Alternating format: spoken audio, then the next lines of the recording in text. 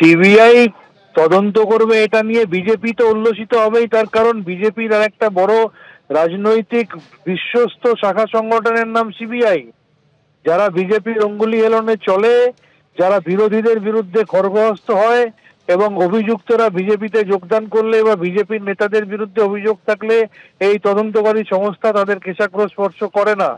আজকে সন্দেশখালীর 2000 টাকার বিনিময়ে মা বোনেদের ইজ্জত নিয়ে কিভাবে খেলা করে মিথ্যা ধর্ষণের অভিযোগ করা হয়েছে বা সাদা কাগজে কিভাবে সই করিয়ে সেখানে মিথ্যা অভিযোগ লেখা হয়েছে, সেটা তো বিজেপির মন্ডল সভাপতি গঙ্গাধর কয়ালের কথার মধ্যে দিয়ে সামনে এসেছে।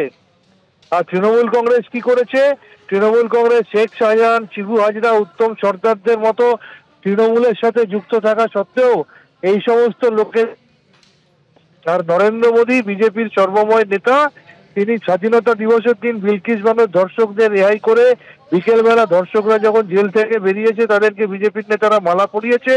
ব্রিজভূষণ যারা মহিলা যৌন কুস্তিগীরদের যৌন নির্যাতন করেছে তার ছেলেকে আবার টিকিট দিয়েছে পার্লামেন্টে, বা অমিত মালভিয়া যারা বেনারস হিন্দু ইউনিভার্সিটি যে মহিলাদের যারা ধর্ষণ করে সেই অমিত মালভিয়া তাদেরকে নিয়ে আইটি সেল চালান, তাদের বিরুদ্ধে বিজেপিরা চুপ করে থাকে।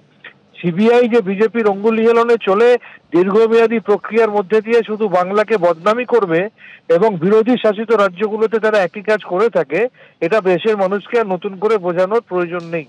ডক্টর সেন, ধন্যবাদ কথা বলার জন্য।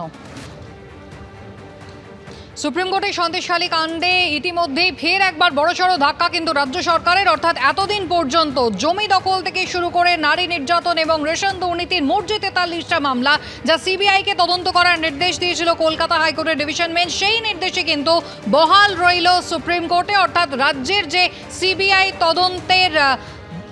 সিবিআই তদন্তের বিরোধিতায় রাজ্যের যে আবেদন তা কিন্তু আজকে খারিজ হলো। এই প্রসঙ্গে কি বললেন বিজেপি মুখপাত্র তথা বিজেপি সাংসদ শ্রমিক ভট্টাচার্য, শোনাবো। এটা তো প্রত্যাশিত ছিল। প্রতিবার তৃণমূল নিজেদের দুর্নীতি, ব্যর্থতা, লুট, সীমাহীন লোভ, ধর্ষণ, খুন, ডাকাতি, চুরি, এগুলোর তদন্ত বন্ধ করবার জন্য মানুষের দেহ করের টাকা নিয়ে সুপ্রিম কোর্টে যাচ্ছে এবং প্রতিবারই পরাজিত হচ্ছে। সুপ্রিম কোর্টের তৃণমূলের কোনো রাজনৈতিক বক্তব্য, কোনো আবেদন, কোনো প্রতিষ্ঠা পাচ্ছে না। বিচার ব্যবস্থার কাছে থেকে তৃণমূল কংগ্রেস কোনো ধরনের সহযোগিতা পাচ্ছে না। তার কারণ হচ্ছে তৃণমূল কংগ্রেস সৃষ্টি ছাড়া একটা রাজনৈতিক শক্তি। রাজনীতির পরিভাষাটাই তারা বদলে দিয়েছে। সুপ্রিম কোর্টের এই নির্দেশ আর তারপরে রাজ্য সরকারের ভূমিকা নিয়ে সরব হয়েছেন প্রদেশ কংগ্রেস মুখপাত্র সৌম্য আইচ রায়।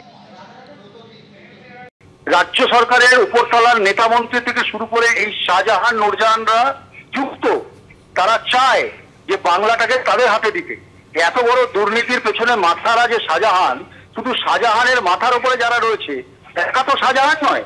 তো শাহজাহানকে যদি ধরা যায়, সঠিক যদি তদন্ত হয়, তার জন্যই তো এত সব বেরিয়ে পড়বে।